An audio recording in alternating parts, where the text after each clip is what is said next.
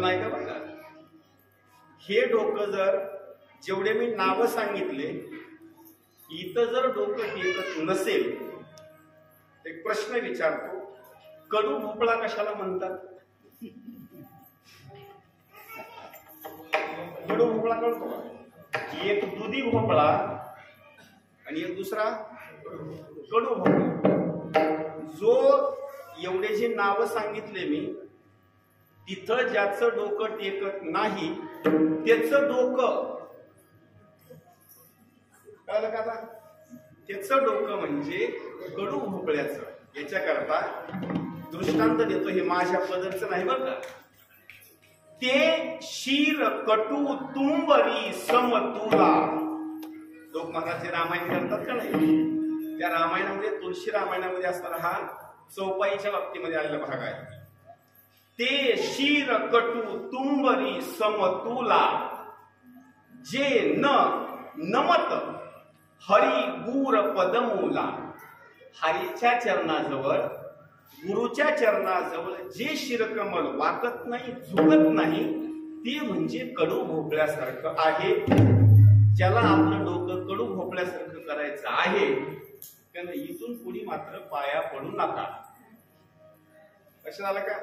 आणि ज्याला हे कडू भोपळ्यासारखं करायचं नाही, त्यांनी मात्र देवाचं दर्शन घ्या. विडाला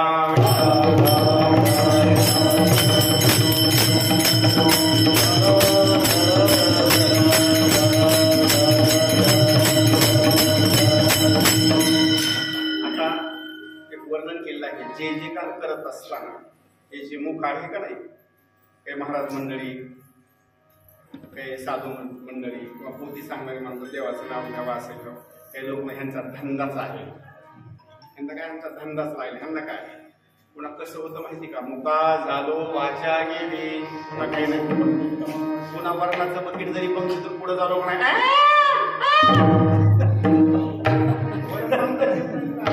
मुका झालेला असतो, काही मागता येत नाही, काही नाही. अरे बाबा, हे मुख न होण्याकरता असं का?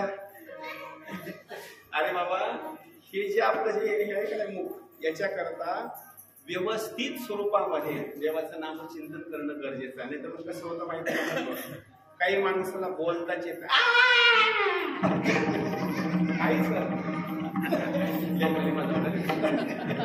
अरे बाबा, हे देवानं जे दिलेलं तोंड आहे का नाही, याच्याकरता व्यवस्थित स्वरूपामध्ये काय करणं, देवाचं नामचिंतन करावं लागतं. नाथरायाच्या हरिपाठामध्ये सुंदर असणारे एक प्रमाण आलेलं आहे, लक्ष करून नाही का. नामाविन मुख, पदाचं बोलत नाही म्हणताय, नामाविन मुख सर्पाची ती बीळ, जीवा नव्हे काळ सर्प आहे. जीवा म्हणजे जीव नाही बरं का, ही मधली जीव म्हणजे काळ सर्प आहे. वाचा नव्हे लाव, लक्ष आहे का, वाचा नव्हे लाव, पुढं जळो त्याचे जिने. यातना भोगणे यमपुरी. जन देवाचं नाव घेत नाही ते वरी गेला का नाही, पुन्हा यम दरवा खन खन खन. त्याच्याकरता देवाचं असणारं नामचिंतन करायचं. आता पहा, हे जे जे काल, हे डोळे आहेत का नाही, हे डोळे, कधी तुम्हाला सांगतो, या डोळ्यानं काही लोकांना आता असं झालंय, अन्न कमी जरी दिलं तर जमतं, चहा नाही दिला तरी जमतं. ज्याला मोबाईल मधलं ज्याला कळत नाही त्याला सुद्धा आता एवढा मोबाईल लागला. एक चित्र बघा बरं का, एक चित्र बघा, सारखं वगैरे ढकलायचं. कुणीतरी असं कायमस्वरूपी एखादं चित्र काढायला का, एक बघितलं ढकला. अरे बाबा, हे बघण्याच्या वेळी सांगितलेलं आहे, हे जे डोळे दिलेत का नाही, हे डोळे, तुळशीदास महाराज वर्णन करतात, या डोळ्यानं जर कोणी देवाची मूर्ती जर बघत नसेल किंवा देवाचं दर्शन जर घेत नसेल, तर त्याला दृष्टांत दिलेला आहे. मोर असतो का नाही, मोर, आणि त्या मोराच्या अंगावर असतात असे मोर पंख, तर त्या मोर पंखाच्या वरी असतात डोळे. सांगा, हजारो त्याला डोळे आहेत, त्या डोळ्यानं त्याला कधी दिसतं का? त्याला कधी सुद्धा त्या डोळ्यानं दिसत नाही. त्याला जर बघायचं असेल तर मोराला जे डोळे आहेत का नाही, ते किती डोळे आहेत? 3 डोळे, बरोबर ना. किती डोळे आहेत? त्यांचा अंदाज असा एक असू शकतात, काय सांगता येतात? डोळे किती असतात? त्यांचा आणखी विश्वास नाही, काय सांगता येतात? मोराला असणारे 2 डोळे, तसे हजारो डोळे आहेत. पाहत असताना त्या 2च डोळ्यानं पाहतो. तुळशीदास महाराज वर्णन करतात, नयनन ही शब्द ऐका बरं का, नयनन ही संत नाही देखही, किंवा नयनन ही संत दरस नाही देखा. म्हणजे त्या डोळ्यानं संताचं कधी दर्शन घेतलं नाही, देवाचं कधी दर्शन घेतलं नाही, गुरुचं कधी दर्शन घेतलं नाही, देवाचं दर्शन कधी घेतलं नाही. लोचन मोर पंख कर लेखा. अरे त्याचे डोळे म्हणजे मोराच्या पंखावर जसे असणारे डोळे आहेत का नाही, अशा स्वरूपामध्ये असणारे त्याचे डोळे. तुकोबाऱ्या सांगतात, आपले डोळे कसे असावे? सदा माझे डोळे जडो तुझे मूर्ती, रखुमाईच्या पती होयरिया. गोड तुझे रूप, गोड तुझे नाम, देई मज प्रेम सर्व काळ. तुकोबाऱ्या सांगतात, आता एक काम करा, देव उठलेले आहेत ना, तुम्ही देवाचं दर्शन सुद्धा घेतलेलं आहे. आता एक काम करा, तुम्हाला ज्या ज्या गोष्टी मागून घ्यायच्या आहेत त्या सगळ्या गोष्टी देवाकडून मागून घ्या. अभंगाचं शेवटचं चरण. तुका म्हणे काय पडिये मागा, तुका म्हणे काय पडिये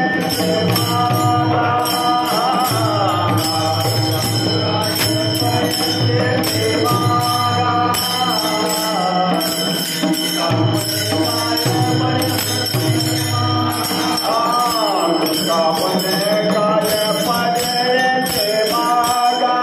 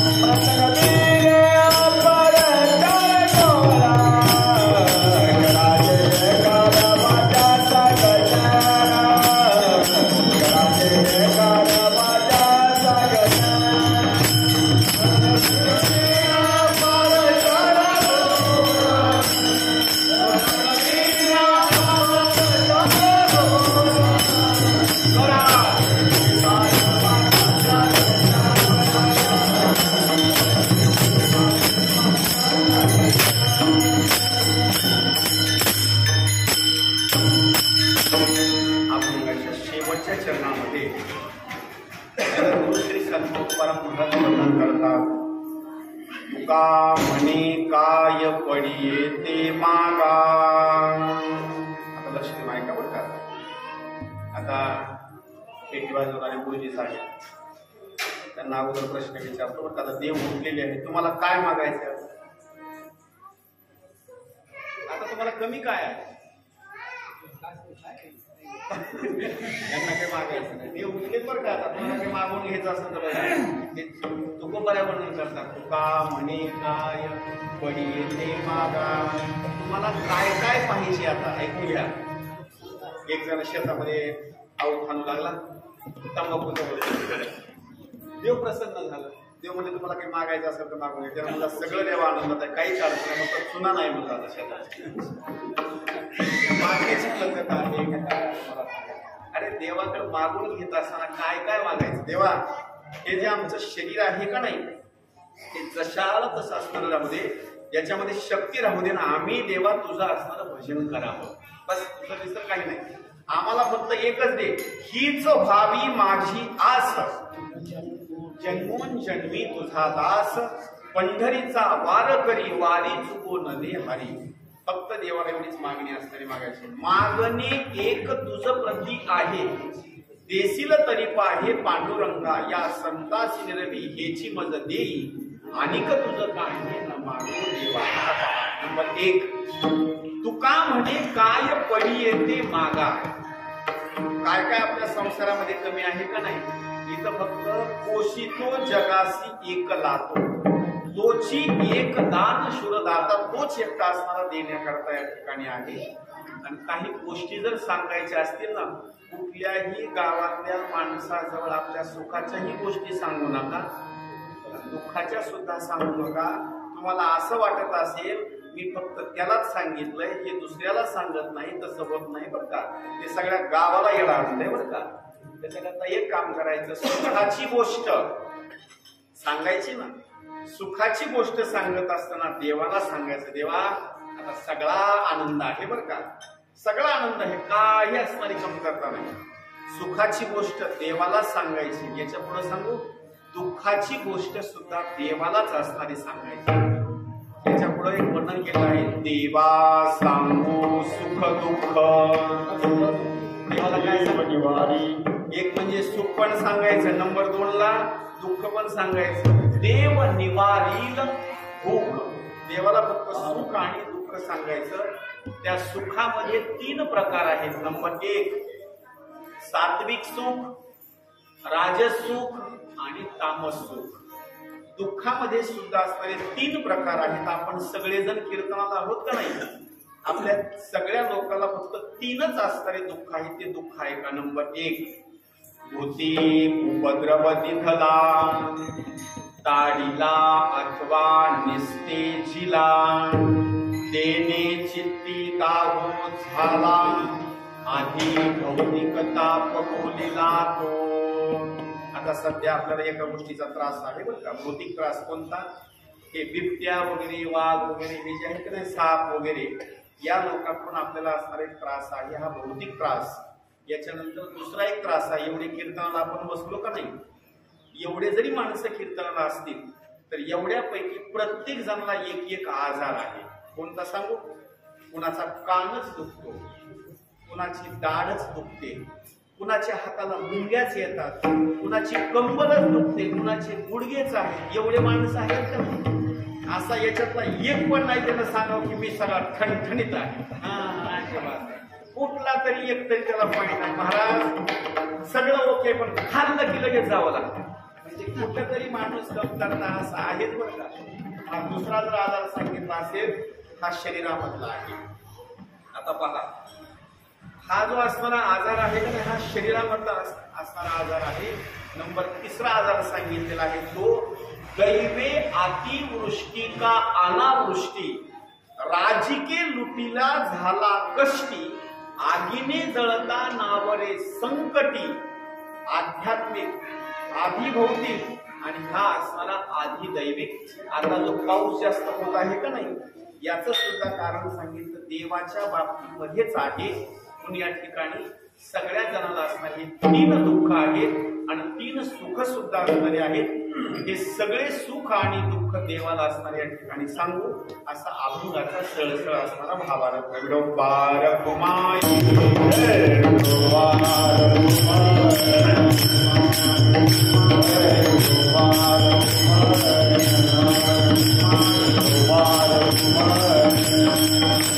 काकड आरतीची असणारी ही सांगता आणि 2 मिनिटांमध्ये कृष्णाचं भक्त असणारं चरित्र. रांगत रंगणी चोरी तरुणी, धावणी धरिती गवळणी, बांधिती चरणी देती गराणी, यशोदे साधवणी. अनेक जणांची गराणी आल्याच्या नंतर यशोदा मातेनं सांगितलं, नंद बाबांनी सांगितलं, उद्या जाई राणा सवे घेऊन गोधना. तिथं असणारे गेले.